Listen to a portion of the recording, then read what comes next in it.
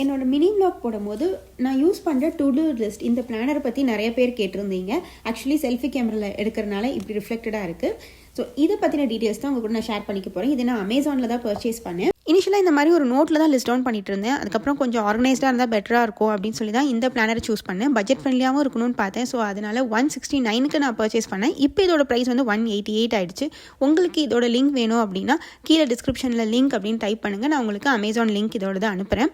And இதில் என்னெல்லாம் இருக்கும் அப்படின்னு ஒரு ஓவர்வியூ கொடுத்துட்றேன்.